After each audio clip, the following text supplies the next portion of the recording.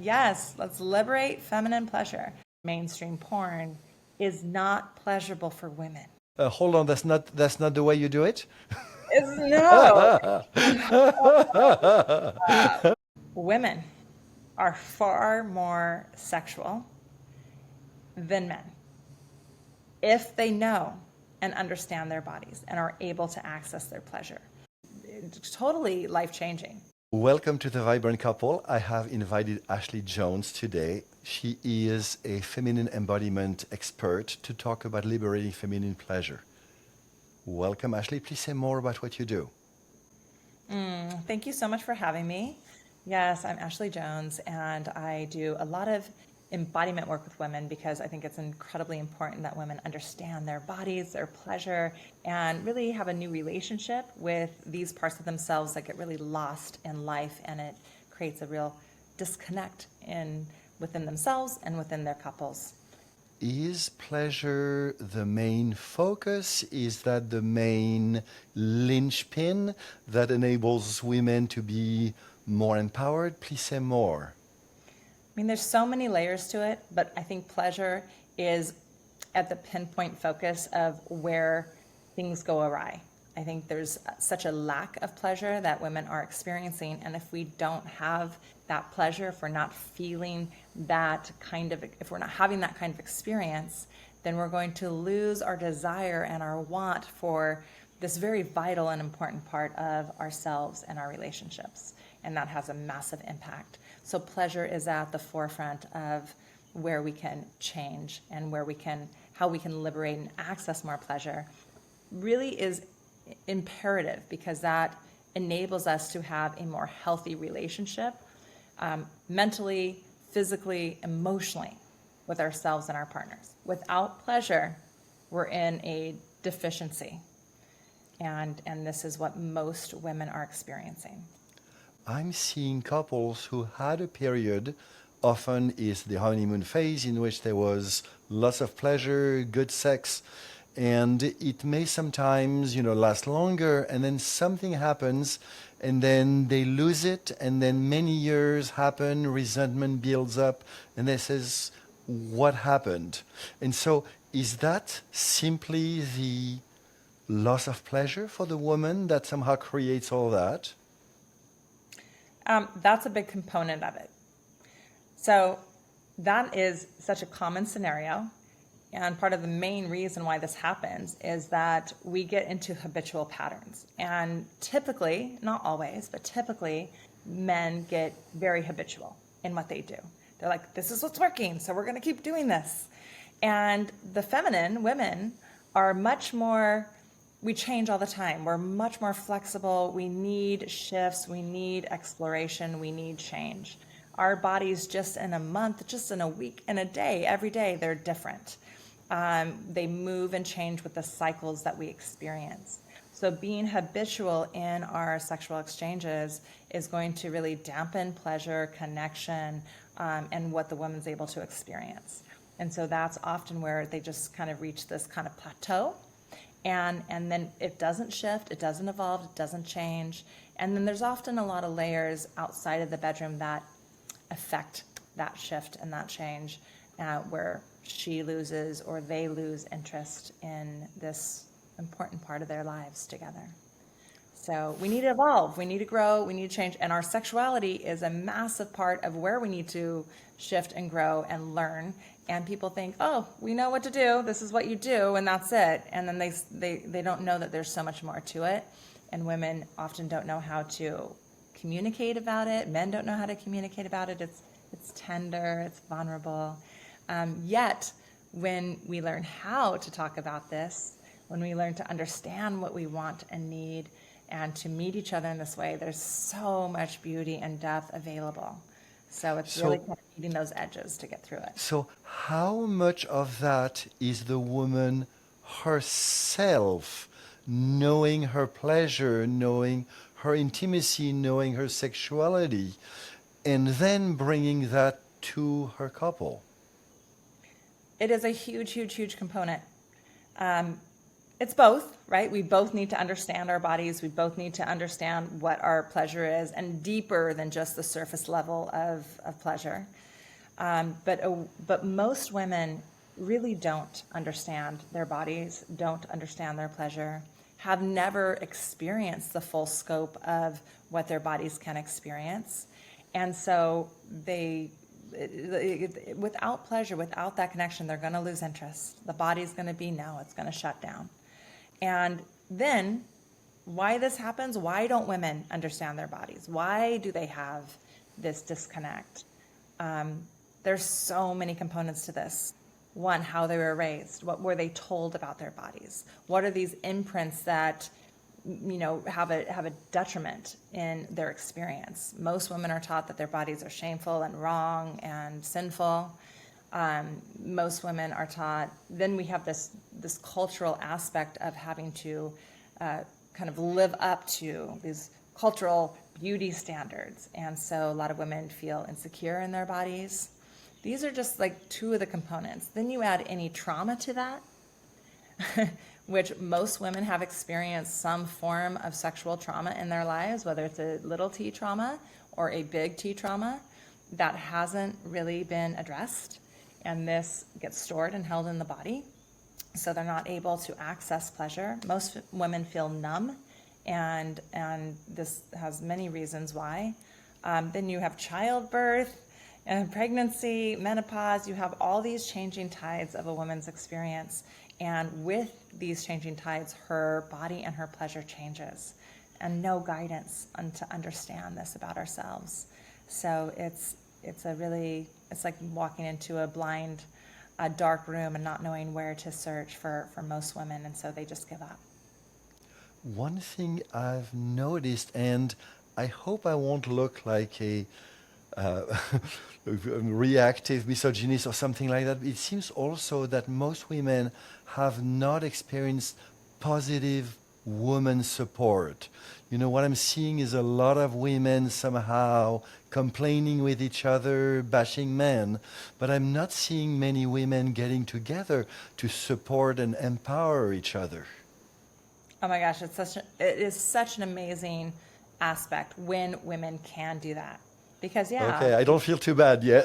Thank you. I don't live in that world. I have an Yeah. incredible community of women, and we are very supportive of each other, and we talk really deeply. But what I learned from all the women that I work with is most of them do not. And there is this culture of comparison, of jealousy, of like having to fight for men and jobs and all of these things that pit women against each other. And so while we live in this culture of this dynamic of scarcity, with women, it's going to continue, and they're not going to be able to find that support. And women desperately want and need this support so badly. And so to create a community of women coming together, and there are a lot of women's circles. I think there's a lot of support for women, but you have to seek it out sometimes, or even create it. I have not been able to get in personally, but I've seen them many times from the outside, and the difference is amazing. Yeah, women who have a community of other women that are supportive have a very different experience in life within themselves than women who are in conflict and comparison with other women. And it's hard because that's kind of the culture that most women were raised in. And it's like the scarcity survival piece that we've been kind of showing through the generations. So to shift that narrative and to be able to love and support each other and celebrate each other and honor our differences is totally life-changing. And that's what I want to promote and have all women be able to experience. The assumption I'm making is that the women you work with have explored both their masculine and their feminine. They feel comfortable with both. And they are wanting to let go of that masculine all the time control and being more in their feminine, both, in life, but mostly in their relationship. Yeah, I think that most women have been taught unconsciously in our culture to show up in a masculine way.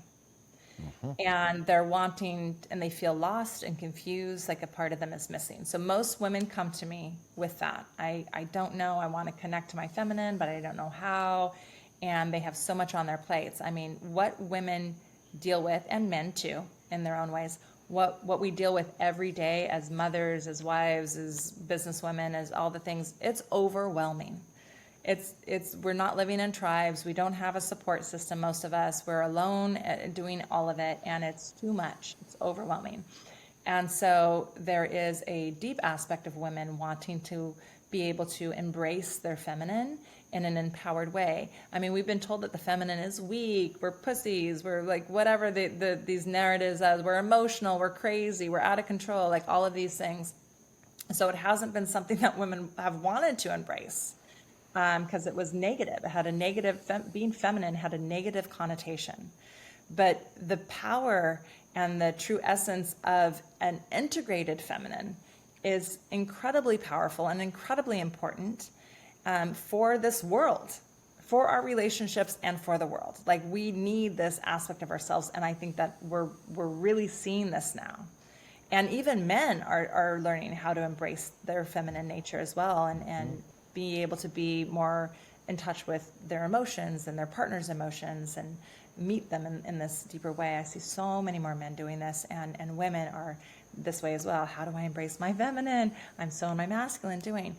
And this takes having a partner. If, for these women who are in relationship, this takes having a partner that they can trust, who has the strength to show up and hold that masculine container so that they can soften into their feminine. When a woman is doing everything and her partner, her man, if she's in that dynamic, is not showing up, is not, providing, being emotionally supportive, taking care of things in the household. Like, if he's not doing all that and she has to do it all, there's no way for her to trust that she can soften into her feminine. So this is a really important aspect for women to understand how to come into, and for their partners to really step up to the plate, to grow, to hold more, to be able to do more of the domestic labor and emotional labor, so that the women can feel held. They can know that they can soften into their feminine because they're held. I love it. I also work with men who basically have learned all those things over time, but they don't seem to understand the overwhelming nature or experience of the feminine, where everything is constantly bombarding them. So they help with the chores, they help with this, but somehow they don't understand that to have a very pleasurable lovemaking session, they need to relax her, they need to get her out of her to-do list, out of the overwhelm of the world. Yes, absolutely. And that's where it really comes to her being able to trust and let go and learn how to do that. It often takes women some time. Every woman's different. But yeah, if the man is showing up in all those ways, there's also the component of the nice guy. The nice guy who shows up and he does all those things, but he's also looking to her to be his mom still. And that is where, to be in his power, and I don't mean power over, I mean his really deep wisdom, his masculine wisdom, and to really just say, babe, I got you. It's time you get to relax. I got all this right now. It's taken care of. You get to take a deep breath. You get to take a bath. You get to relax here. This is where he needs to come in with his power and just really tell. But it's different if a guy's just relax, honey. And it's not taken care of. And he might be doing some of the things, but he's not holding that power and that wisdom and that strength within himself. And he's still looking at her to caretake him, to please him, to take care of his physical needs. What I'm seeing working with a lot of nice guys is the strength for a man is to become comfortable with their own emotions, learn to basically be with them without, in a way that becomes stoic, but not stoic in the way I have no emotions, but stoic in the way that I'm there for you, I'm fully present, whatever storm shows up, I'll handle it, and I'm in touch with all my feelings and yours. Yes, yes. Somebody who can like hold the storms of the feminine, Yeah.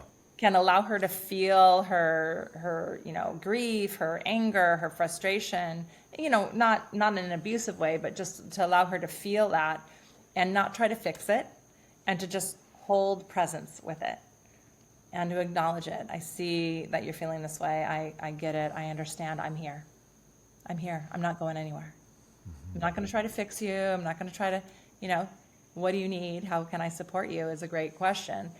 But also just having that validation and just allowing her to express herself, she's going to feel a lot more safe, and she's going to be like, ooh, this is a man in his power. He's got me. And that will allow her even unconsciously to settle within her system more than a man who's trying to fix her and trying to shift it. And, well, what if I do this? Maybe if I do this, what do you, this is, too much. So it really takes a strong man to know himself, to be okay with his own emotions, to be able to be okay with hers. And that strength is an inner strength. This is not looking like Jason Momoa or anything like that. Yeah. Yeah, because women have a lot of self-conscious worries. Men have their own. It's not about beauty, but it's about performance. Totally. Yeah, there's a lot of pressure that men feel, around performance, around providing, they carry a lot of weight too. So it's not just a one-sided thing. And I think it's really important for us to really grow and rise together, to not put down each of the sexes as like being one way or another. We're all these individuals trying to do our best, and to really come together and learn how to support each other in a deeper way. I mean, relationships are such a beautiful training ground for evolution and growth. Tell us a little bit about your next program. So my next program begins in November, and it's a 6-month program that is called Reclamation. It's a women's embodiment program. So I take women through a whole journey around how to love themselves and their bodies, and to really appreciate who they are on a deeper level than culture allows us to, and to understand their bodies, to understand their pleasure, and to awaken their sensuality and their sexuality that's really authentic and unique for each of them. And this allows them to feel so much more confidence, connection, love, presence, and joy, because we're joy deficient in a lot of our lives. And this is a big component of our joy, to feel good in our bodies, to be able to access pleasure, to be able to access orgasm. Like this is a really important component that most women are missing in their lives. And often on this journey, there's some healing, or I should say some transformation around trauma, because that is a big component of what a lot of women have experienced, and that gets all held in the body. So we do these beautiful embodiment practices and work to allow them to be able to break free of any numbness or freezing that's happening in their bodies, and to be able to access and feel connection, pleasure, and joy within themselves, the relationship to themselves, and how they interact with themselves and their partnerships. Most women don't really know what they want, so they can't express what they want. If they don't know what they want, they can't tell their partners really what they want. They usually know what they don't want. And how to allow this receptivity that women want, they want to be able to receive, because most of them are giving. They're giving to their kids, they're giving to their homes, they're giving to their work, they're giving, doing, and their husbands, doing their laundry, doing the thing, cooking, all the pieces. Even giving, most women see sex as something they have to give to their husbands to make them happy. This isn't across the board, but pretty regularly. Many, yeah. This is a normal kind of narrative that I get a lot of. It's like duty. It's a duty. I have to give them this. When I give them this, they're so happy. But they're not actually experiencing this from their own desire, and they're not getting connection and pleasure, at least to the level that they really want, need, and deserve. And they don't know how to communicate that, and they kind of give up on the relationship, and then their body shuts down and gets closed. So how do I teach women to be receptive, to be able to receive? I teach them to slow down, to connect to their breath, to connect to the sensation, to allow themselves to kind of guide their mind, because the mind is so powerful, and the mind is, for a lot of women, is just like all that's happening. She's got to do this, she's got to do this. I mean, there's all these fabulous reels that are coming out that are women, when I go to bed, when a woman goes to bed, she's like, I'm going to bed, and she finishes the dishes, and she does this, and she takes the trash out, she does, a guy's like, I'm going to bed, and he goes to bed, and he starts snoring in 2 seconds. Like, what the mental load of what women carry gets in the way of their pleasure and their intimacy. And so part of what I do in my program is teach women how to connect with their breath, how to slow down that internal dialogue, how to just manage these pieces, how to offload some of these pieces so that they aren't carrying everything, and how to interact with their partners. I literally teach them like how to communicate, how to interact, to show them what they're wanting and needing. But they have to connect with themselves, and they have to know how to slow down this internal dialogue and overwhelm to be able to receive from anything, and especially in the bedroom.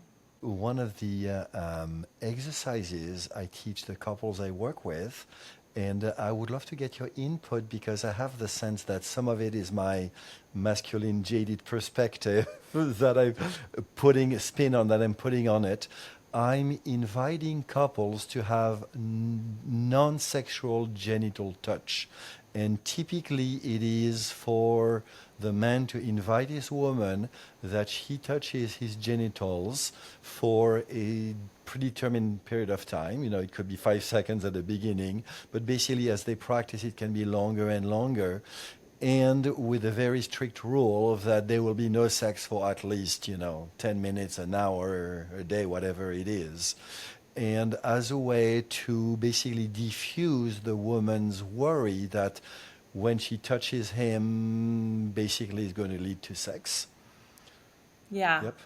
Yep. So that's great. So what I'm hearing is that you give them a practice of her touching his genitals for Yes. a period of time without sex. Exactly. Okay. Does it go the other way around? It could. At this point, I've seen it effective mainly that way. And I personally practice the other way. But it hasn't seemed a necessary practice. So please say more. I'm seeing some curiosity in your I think it eyes. can go both ways. I think it can be Yes. really important, and that can allow her to be able to receive if it goes the other way as well. But let's talk about the what you just said. So that I do something similar with couples, because I think to take the expectation, the pressure off women feeling like they have to move into penetrative sex can be really helpful, because the expectation of penetrative sex can weigh really heavy on a woman, and feeling like this is something that she has to give her partner rather than something that she gets to receive and enjoy. So doing practices like this are incredibly, can be incredibly transformative, so that habitual narrative is there. It also allows people to slow down. I think the big component of connection and pleasure is slowing down. And there's so many layers to this as well, because men learning to slow down, to connect with a woman's body, her mind, her heart, and vice versa is a game changer. Most women feel pressure to orgasm. They feel pressure to perform. And, the way that we get turned on as men and women is generally very different. Women they're slow. They need more time to really get turned on, and men are usually ready to go pretty quick, and that's what it is. So to be able to meet our different paces takes some time and some understanding to learn how to engage and not just chase that intense sensation. Most couples are chasing the most intense sensation and climax they can get without realizing that there's so much available in between the first kiss to the climax. We're rushing it, and women's bodies really need a lot more time, and it's imperative that women give their bodies more time, because when they don't give their bodies enough time to get turned on, they're not going to feel a lot of pleasure during sex. And there's all the anatomical reasons why. Our bodies need to experience a lot more sensation and connection to get aroused, for the clitoris to fill up with blood, for all of these things that happens quite quickly often in a man's body. And when we don't have that all happening, that's why a lot of women move into penetration too soon, and their bodies are not prepared, their bodies are not ready, and they're not going to feel enough pleasure. And there's often a lot of implications that can happen, such as urinary tract infections, like discomfort. Like, a lot of those things are happening because they're not in enough turn on yet. So it's really imperative, not just for a woman's pleasure, but also for the health of her body, to be able to slow down and to feel that full turn on. And that also means that she gives herself permission to slow down, and she doesn't put the pressure on herself to be turned on like that and to have, those multiple orgasms or whatever it is. And so I often like to take the pressure off of orgasm at all. And I love the practice that you were talking about, and a similar thing that I do. Take it off the table. Take penetration off the table, even take climax off the table. I mean, not that it can happen, fine, but like, that's not where we're headed. We're headed at exploring all the pleasure that can be there before the orgasm. And that's really imperative. So if we turn the table, right, and the partner is giving to the female and allowing her to just, for whatever period of time, for her to receive, and maybe you set an alarm for a certain period of time, this can be an absolutely incredible practice and experience. And there's real specific practices. Oming, orgasmic meditation, is a practice. There's also something called doing. It's a deliberate orgasm. So there's these practices that are specific for women, and what they do is they meet a woman's what's called tumescence. So her heat cycles. And we have many heat cycles in a day, and that's often where we can start to feel this level of irritation, where we have like all this happening. And so when you allow a woman to just receive, and she gets to just drop into her breath and drop into her pleasure, and there's no expectation, again, of orgasm. She's just receiving genital, stimulation that's non-penetrative. It can be a beautiful practice that allows her to drop into receiving, and to allow her to move through these heat cycles and to receive connection, which can allow her system to soften and not be in this heightened form of fiery irritation that a lot of women experience. So it goes both ways. Yeah, and so one of the good news about aging is we slow down naturally. We go more inwards naturally. Young men somehow just are driven by hormones, and they want penetration, ejaculation, and somehow they believe that their cock makes the orgasm. And young women believe that if she gives him sex, he will love her. You know what I'm talking about? Oh, yeah. And then as we grow, we start to be more able to be in a relationship, more able to understand ourselves, more able to understand each other. So one thing I'm realizing in our conversation, something that I already do, but I want to do more of, is have a conversation in couples about what does make you feel loved by me? What helps you feel loved by me? Yeah, that's a beautiful question. Yeah. Yeah. And maybe we can talk about this for a minute, because so men need to understand that it's a very, very, very low percentage of women who actually orgasm during penetrative sex.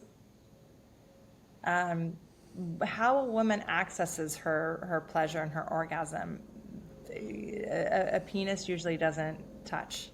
Now, that's not to say that that can't happen, and does, but a very low percentage of women actually reach orgasm climax through penetrative sex. So it's really important that men understand this. And we've been so undereducated when it comes to female anatomy. There's so many of those shame layers that come onto that, and women don't know it, and men don't know it. So it's time to know it. It's time to learn both sexes here about the female anatomy, and there's a lot to learn about male anatomy as well. There's a lot more than meets the eye there. But yeah, these beginning stages of young men being just driven by all these hormones and just like needing all of this stuff. Yeah. And the sad thing for me to understand and the work that I do is that men don't have an outlet. They're not taught how to be with this energy in a healthy way. And so most young boys go to porn, and they learn about sex essentially through porn. And this is a massive, massive problem. And I'm not saying that porn is bad or wrong, but the way it's used as education is not good, because what's happening in mainstream porn is not pleasurable for women. And if you watch mainstream porn, the truth of it is these women are not actually having orgasms, and they're not actually having pleasure. They're performing like they are, but if you know the difference, you can see it. It's really obvious, and it's painful to watch. In mainstream porn, there is porn out there that's not that, but what young boys are being and young women are being introduced to and shown, like, this is what sex is. It's disconnected, it's rushed, it's like jackhammering sex. Like, this is not conducive to women's pleasure. And so when men learn that, and they think that it is, and this is how they're showing up, and women too are like, oh, this is what sexy is. We go straight into penetration, jackhammer, and then I'm supposed to have multiple orgasms, and I'm not. Something's wrong with me. Or they fake it, and they still think something's wrong with me. So this is a big, massive problem. And then men get addicted to porn. Generally, this happens a lot. Young boys get addicted to porn, and their brain starts to disconnect from their body. So we're seeing more and more erectile dysfunction. We're seeing a lot of like the PE, premature ejaculation, like all of these things come, and even not like functioning, because the brain and the body are disconnected. And then there's only that men can only get turned on through the visual of porn. And these are good men and amazing boys who just have this cultural like disconnect. And then they bring this into their relationships, and they're showing up for them. And then why do women lose interest in that kind of sex quickly? Because it's not actually pleasurable, and maybe they're making it, like you said, oh, if I give them sex, they'll love me, and they want, this is a good man, they want to have this good relationship. But then eventually their body's like, this isn't working, this isn't pleasurable, this isn't feel good, this isn't what I'm wanting or needing. But they don't even know what they want or need, because it's all they've ever experienced. It's like heartbreaking to me, and that's why I do this work. Part of why I do this work is because I have children. I didn't want them to have this experience. And so the more that we can address these issues, and this is a big issue for men to address. It's a massive thing for them to break the cycle of porn addiction, which I would say a huge percentage of men have, young boys to old men. Yep. And even women too. And for them to break that cycle and for their bodies to come back online in a natural way is a big deal. And it takes time, and it's hard.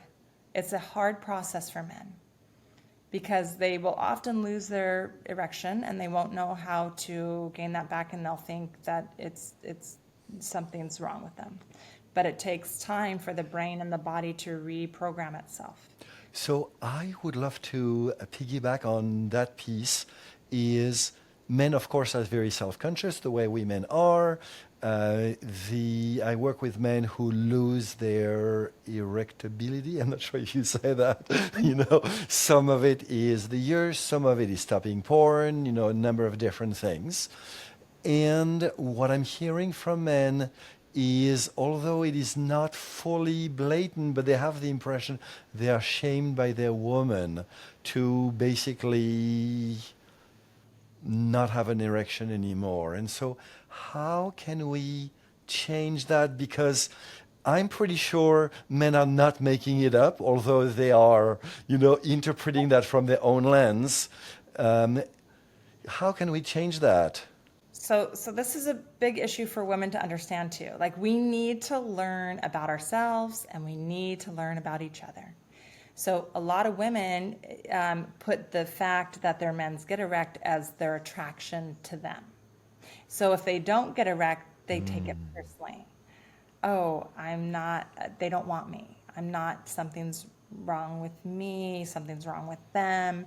And so it's really important that we have vulnerable conversations when you're going through a shift and a change and you're trying to reprogram and these aspects of ourselves that men are able to say, hey, this is going to take a while. I'm going through this process, and I'd really like you to be patient and supportive to me, and that they're guided. Men need to be guided through this process.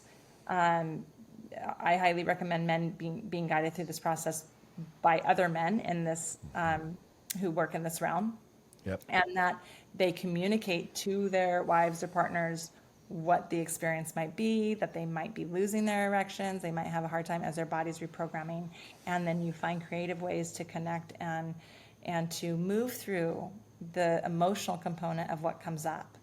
6 months to a year for men to reprogram this part of themselves, and we need to be loving and compassionate and creative and have deep conversations, and this can be a very beautiful time. This can bring the relationship into such depth.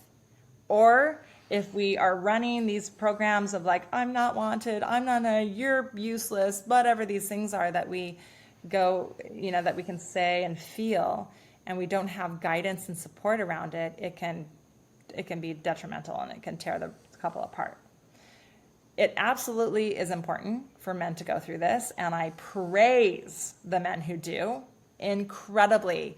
Celebrate you men. I know it's hard. I know it's challenging, and you need to ask for the support of your women, just like they need to ask for your support if they're dealing with trauma, if they're healing trauma, if they're healing these aspects of themselves, or they're trying to learn and access their pleasure. Women need the same sort of compassion and patience and support and love from you as you need from them when you're going through this journey.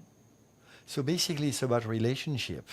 And sex and pleasure are just one of the very important, but only one of the aspects. Let's pretend a couple that, we were talking about earlier, it's the man who wants to have sex, although I believe that there are as many women married that wish her husband, gave them more sex. But let's stay with that classic example, and then she basically performs duty sex. There is no relationship there. There is just a mechanical act that is disempowering for both. Yeah, I mean, whether you're in relationship or not, sex can be very mechanical and disconnected, and that won't last long. That's not good for anybody. Nobody really wants that, but it's, I would say, the majority of where relationships are. So something else I want to mention in this conversation is, if a man is repatterning his sex and he's needing to be held and understood and take time to have this shift in his body and his mind, the same thing needs to be held for women when we go through childbirth, when we go through menopause. These are times that everything is shifting in our bodies, everything is changing, We need to be met with a lot of compassion. We need to have vulnerable conversations, and our sex has to evolve. This is where, a lot of people start to just blame the hormones. The hormones are also affected by the ways that we are relating with ourselves and each other. And so to just say, oh, she's lost her sex drive, or she has a low sex drive because of her hormones, I think is a massive way that people place blame on something. But here's the deal. You can give her more hormones or do hormone therapy, but it's not going to address the underlying layers of the disconnection or what's happening. So it really has to be paired with addressing those layers. And it can be hard and it can be scary for people, but what lays on the other side of that exploration is deep and beautiful, and what everybody wants. We want to be met, we want to have fulfilling relationships and sex lives, and you really can't do that without diving in deep and discovering what needs to shift and learning and growing in this realm. There are a lot of women who want more sex from their men, and there are testosterone levels are dropping in men. It's scientific studies are showing this. It's really because we are more sedentary in our life, and the porn addiction and all of these things are lowering the testosterone levels in a lot of men. So I am seeing this more and more, that there are women who have a higher sex drive than their men and are wanting that, and their men don't know how to really bring it or access that. So it goes both ways. In the narrative, the more common narrative of men wanting more sex than their wives or partners, here's what I want to say. This is a well-kept secret.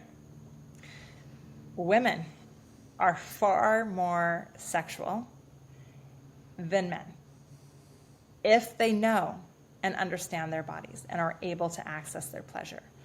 We are far more sexual beings. Our ability to experience pleasure, to have orgasms that go on and on and on, far exceeds what men's bodies can do. Now, there is an aspect of men who can evolve through this and understand how to experience non-ejaculatory orgasms and so forth, and to meet that. But basically what happens on this base level is that you have a sexual exchange, a man comes to climax, he's done. He's just falling asleep and snoring in 2 seconds.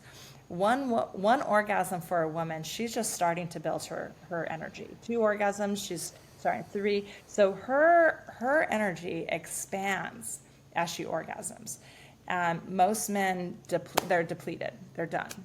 So that's why it's really imperative to learn how to have stamina for men, and for women to learn how to access these layers, and for both sexes to learn how to bring the energy from the orgasm potential or even the pleasure, how to raise it up the body instead of push it down and out. And most people push it down and out, and it's depleting. So that learning to be with oneself, with one's energy, with one's partner, with their pleasure, and knowing how to basically invite each other, I think is what you're talking about. And of course, learning from a man's point of view how to be with her emotions and her storms, and also to be with their, and I'm going to say non-ejaculation, so that they can remain with her and not fall asleep. Yeah, and meet her, and her energy is going to give you energy. Like it's the So evolution. that's the piece that many men don't understand. No, it's like we're like baby infants in the world of sexuality culturally. Yeah, Like we're yeah, really disconnected, and totally. we have so much to learn. That's why it's like, no, don't just think that that the penis goes into the vagina, like that's what sex is, like it's done. No, like boys, men, you never need to get blue balls. If you know how to breathe and move your energy, you never have to get that. And you never have to rely on your penis going into somebody to release it. Like this is important for us to understand. And as women, it's like to understand the potency. This will allow you to feel, when you know your pleasure, when you're able to meet it and be met in it, this will it will affect every level of your life in a positive way. You're going to feel better emotionally, physically, mentally. You're going to have more energy. You're going to feel happier, more loving. Like all of the women who are depleted, and that's the majority of women, feel angry, frustrated, depleted. Like the part of why you're feeling this, and they had a word for this back in the day, hysterical. She's hysterical. You know, she needs to access what's there, and she's not, and she's frustrated, and she doesn't even know what that is. So we started this conversation with liberating feminine pleasure. And now here we are, like, yes, let's liberate feminine pleasure. But there's still a disconnect for most women, and there's still shame, and there's still like, our bodies are somehow bad and wrong, and this has an effect in the relationships. When there's a man going, she's not able to receive, she's not able to relax. Yeah, there's a lot more going on there than just what's happening between you two. You know, this has been passed down from generation to generation, whether it's conscious or unconscious. Religious trauma, it's deep, it is hard, and the women carry the brunt of this. And so there's a lot here that's taking place when we talk about liberating female pleasure. It's not just as simple as technically figuring out how to bring her pleasure, although that is very important, and most men don't understand it. So it's a question of presence, confidence, and technique, but technique comes last. Yeah. Well, it comes all together. I know, No, but you're it should not. present, It should not be the first one.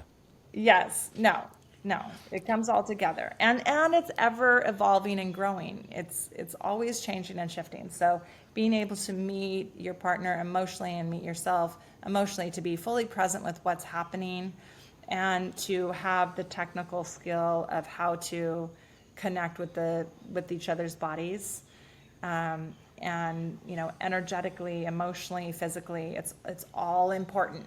It's all at play.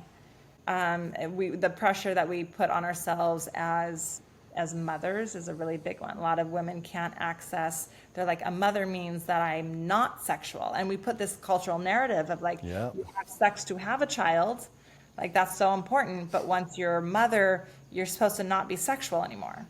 It's very confusing. Women get so many Very mixed, confusing. Yep. and then that affects in the bedroom. The men are like, what's going on? She was so sexual, now she's not. Well, you know, that's part of it. You know, Not one of she's exhausted, she's depleted, she just like, you know, pushed a baby out of her yoni. Like it's yeah. So we need to understand each other at a deeper level, and being able to liberate and connect to for a woman to her pleasure is so deep and important. It goes beyond just the act of having sex and having orgasm. It really is how she feels about herself, that confidence. I would go as far to say that it's also spiritual, you know, and so that's part of what I teach too. It's deeper than just the surface level of what we attest to when it comes to sex. I'm fully in line with you, and I have one question. So let me set the context. I'm working with many men. I work with couples and women, but a lot of men who are basically attracted to me because they know I understand women. And they know that understanding women is a really important part of what is next in their lives. And they come to me and say, my wife does not trust me because I don't understand her. And so I try to teach them on how to understand women. And often what I do is I teach them to read signals. And so from your point of view, do you need in your partner that he understands you, or that he is able to read signals so that he can show up in a way that nurtures you and empowers you? Learning signals is a very important part of it. Absolutely. I think that denseness that you're talking about, you know, when men show up in the business, in the bedroom, and they're like, I do this and this and this. And they're not like, they're doing their things, but they're not paying attention to like the woman's responsiveness or lack of response, or where she's leaning in or pulling away, or how her breath is, or how her skin tone, is changing, or how she's, the clitoral, like all of the pieces that show what's happening in a woman's body. When a man can attune to that, I call it attunement. When he can attune to that and be present with it, oh my gosh, it changes the experience. But there's also, there's the presence and reading the signals, the nonverbal signals, and there's also the verbal. So we need to be able to talk about it. We need to be able to, like, out of the bedroom talk about it. We need to talk about it in it. It doesn't mean to have a whole conversation, whatever, but for a woman to say, to be able to guide, give some guidance, as well as, and vice versa too, a man, to give that guidance to allow her to reach her full pleasure is important as well. So a man being attuned, and then a woman being to ask for what she wants. Men love that. Generally, men love for a woman to tell them what she likes and what she wants, even those subtle little changes. A little bit lighter, a little bit harder, a little bit faster, a little bit to the left. Like any of those things, most men want to bring women pleasure, and they need to have guidance. And a lot of women I hear with working with women, I have told him so many times and he just hasn't listened, and he just doesn't do it. And I don't know, like, I've given up. And I felt that in my marriage too. I was like, oh my God, I don't know how many times I can tell him. However, there's a component that I tell women, that to ask their man to really listen is important. Like, hey, I've shared this with you several times, and I'm still experiencing this from this really, like, loving, non-charged place out of the bedroom. Is important to share it. But also this element of women change all the time. What feels good to us in one moment won't feel good to us the next day. So, the pressure of even our breasts, and what we feel from day to day, is we're going to want different sensation and pressure and all of that. Our breasts, our bellies, our vulvas, like all of that, it shifts all the time. So being able for a woman to communicate, even, quick little things. And I give a lot of guidance around this. Wonderful, because ways you can use a number scale, 1 to 10. 10 is like the highest amount of pleasure, 1 is no pleasure. So it's like, I'm at a 3. I'm at a 3, right? It's a 3. Is an easy way to just communicate what's happening without having to say all the words. That's a great, having a number scale is great, and you don't have to use it forever, but it can be in the back pocket. And what I say that it usually takes a couple, again, about 6 months, to really address and learn to elevate pleasure and passion in their relationship if they're actively working on it together.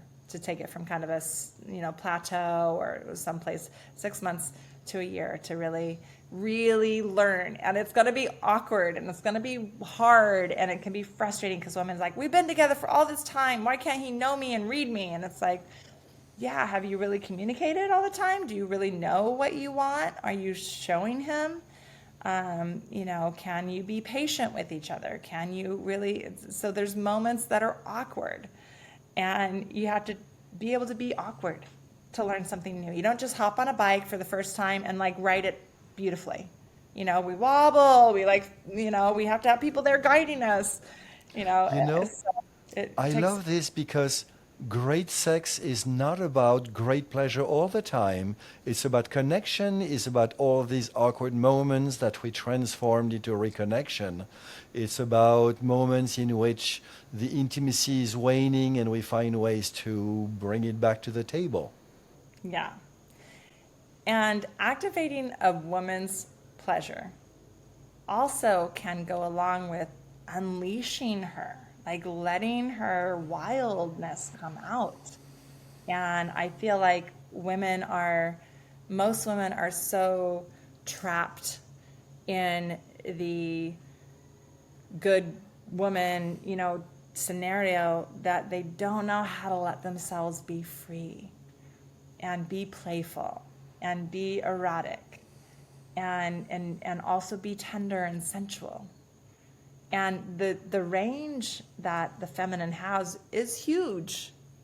It's huge. And most women and men are in this really narrow lane of where they explore and what they do. And it's too restrictive. I made a video of that recently on the meet of Tiresias, who, I don't know if you know the story, he was transformed for 7 years as a woman to basically give a verdict whether men and women had more pleasure. And so in the video I share that women have 9 times the emotions, get born 9 times quicker than men, and have a pleasure capacity 9 times as of women. Wow. Yeah. And men have no understanding that women get bored so quickly. And so they think that means changing position, but no, it's just being more present. Yeah. Yeah. Changing position, yeah, it can be part of it, but it's also more like, eye contact, connection, breath, play, and also varying what's happening. Yeah, just this like, oh, I'm going to kiss her for a second. I'm going to play with her breasts for a second. I might go down on her for a second, and then we're going to penetrate until I climax. Hold on, that's not the way you do it? No. No. Yep. Stop that, please. So yeah, it's like attuning to slow down, to feel and be with each of these moments. And I also have women who like started to do this work, and they come to the realization that they have also conditioned themselves to be rushed and to search for the height. And so they realize that they feel a level of frustration when they are trying to slow down and feel what's there. And they break through it. But yeah, they're like, oh my gosh. And it's more of like this sadness within themselves. Oh my gosh, I'm realizing that, I also, it's like the porn for the men, of like going, that they want to slow down when they finally have a partner who can. They're like, whoa. And their turn on is also linked to the harder, stronger, and they're wanting to expand that. So it's an evolution. We're all in this together.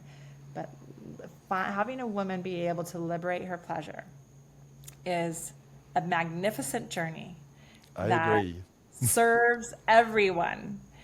And I really want to acknowledge and celebrate the women and the men who have the courage to explore this part of their lives. And I get to see what's on the other side of that, and it is absolutely beautiful. And it's not just beautiful for us and our relationships, it's also vital and important for our children. Because once you understand yourself and you have more permission and understanding to this, then you get to have more real, comfortable conversations with your children around it, and give them guidance, or even lead them towards, education that maybe isn't even from you, because sometimes our kids just don't want to talk to us about these things, but we can, send them and guide them towards getting the education that they really need to have healthy sex lives. And that's a very important part of our human experience. So it's time that we heal and change this narrative, because we're pretty dysfunctional when it comes to sex and our sexuality. I fully agree. I so enjoyed our conversation, and please keep up the good work. If this video inspired you to liberate more love, please hit the like button below and subscribe so you can be notified when I publish juicy content. And please share with all you believe would benefit. I look forward to seeing you very soon.